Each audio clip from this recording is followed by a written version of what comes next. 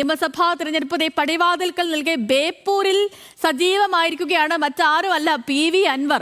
ബേപ്പൂർ മണ്ഡലത്തിൽ UDF നേതാക്കളുമായി അൻവർ കൂടിക്കാഴ്ച നടത്തി. അൻവറിന് പിന്തുണ ഉറപ്പു നൽകിയിരിക്കുകയാണ് UDF നേതാക്കൾ. പ്രസാദ് ഉടുമ്പശ്ശേരിയാണ് ഈ വാർത്തയുടെ വിശദാംശങ്ങളുമായി നമുക്കിപ്പം തത്സമയം ചേരുന്നത്. Prasad, good morning. കഴിഞ്ഞ ദിവസം ബേപ്പൂരിൽ കടലിൽ കാറ്റുകൊള്ളാൻ ഇറങ്ങുന്ന ഈ PV അൻവറിന്റെ ദൃശ്യങ്ങളൊക്കെ അദ്ദേഹം തന്നെ ഫേസ്ബുക്കിൽ പങ്കുവച്ചിരുന്നു. അതിന്റെ ഹാഷ്ടാഗ് ടീം UDF എന്നും ബേപ്പൂരെന്നും ഒക്കെയാണ് അതിന്റെ ഹാഷ്ടാഗ്.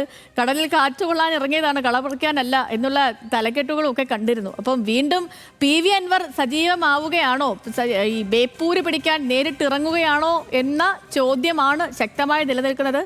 സിറ്റിംഗ് MLA മന്ത്രി മുഹമ്മദ് റിയാസാണ്. ആര് വന്നാലും ബേപ്പൂര് പിടിക്കുമെന്നൊരു ആത്മവിശ്വാസം ആ ഭാഗത്തു നിന്നും വന്നിട്ടുണ്ട്.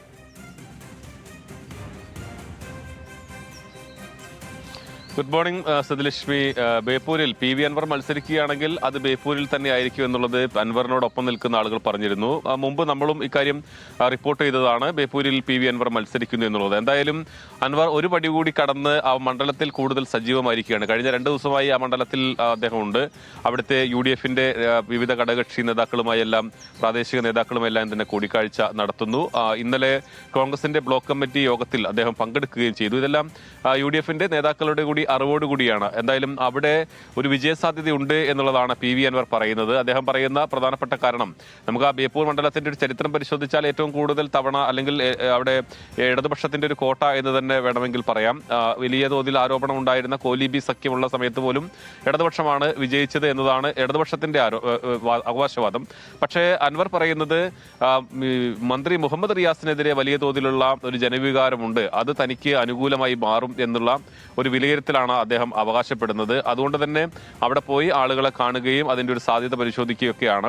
UDF അവരുടെ ഘടകകക്ഷികൾക്ക് സീറ്റ് വിഭജനവുമായി ബന്ധപ്പെട്ടുകൊണ്ട് അന്തിമ തീരുമാനത്തിലേക്ക് വന്നിട്ടില്ല. എന്തായാലും PV അൻവർ മത്സരിക്കുകയാണെങ്കിൽ അത് ബേപ്പൂരായിരിക്കും. അദ്ദേഹം തന്നെ കഴിഞ്ഞ നിലമ്പൂർ ഉപതെരഞ്ഞെടുപ്പിന്റെ സമയത്ത് PV അൻവർ പറഞ്ഞിരുന്നത് ഇനി മരുമോനിസം കൂടി അവസാനിപ്പിക്കും എന്നുള്ളതാണ്. അതിന് അദ്ദേഹം ലക്ഷ്യം വെച്ചത് ബേപ്പൂരിൽ മത്സരിച്ച് വിജയിക്കുക എന്നുള്ളതാണ്.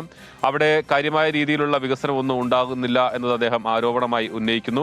ചില പ്രവർത്തനങ്ങളെല്ലാം, അത് മന്ത്രി നടത്തിയ ചില പ്രവർത്തനങ്ങളെല്ലാം ജനങ്ങളുടെ കണ്ണിൽ പൊടിയിടാനാണ്. അടിസ്ഥാനപരമായ പ്രശ്നങ്ങൾ പരിഹരിച്ചിട്ടില്ല. അപ്പോൾ അതിലകത്ത് അതൃപ്തിയുണ്ട്.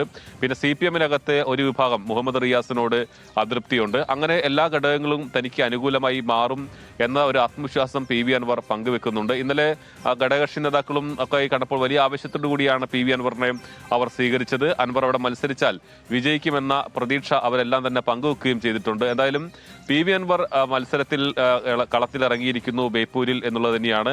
CPM-നെ സംബന്ധിച്ചിടത്തോളം ആത്മവിശ്വാസത്തിന് ഒരു കുറവുമില്ല. അവർ പറയുന്നത് ആര് മത്സരിച്ചാലും, മന്ത്രി തന്നെ കഴിഞ്ഞ ദിവസം വ്യക്തമാക്കിയത് ആര് മത്സരിച്ചാലും ബേപ്പൂരിൽ LDF വിജയിക്കും. അവിടെ എതിർ സ്ഥാനാർത്ഥി ആരാണ് എന്ന് സംബന്ധിച്ച് ഒരു ചോദ്യത്തിനൊന്നും പ്രസക്തിയില്ല. LDF-ന് വലിയ സ്വാധീനമുള്ള ഒരു മണ്ഡലമാണ് എന്നതാണ്. എന്തായാലും അൻവറാണ് മത്സരിക്കുന്നതെങ്കിൽ ഉറപ്പായും ബേപ്പൂർ മണ്ഡലം വരുന്ന നിയമസഭാ തെരഞ്ഞെടുപ്പിൽ ഏറ്റവും ശ്രദ്ധേയമാകുന്ന അല്ലെങ്കിൽ ശ്രദ്ധേയ മത്സരം നടക്കുന്ന ഒരു മണ്ഡലമായി ബേപ്പൂർ മാറുമെന്ന കാര്യത്തിൽ ഒരു സംശയമില്ല. ബേപ്പൂർ എന്തായാലും അൻവർ കളത്തിലിറങ്ങിയിട്ടുണ്ട്.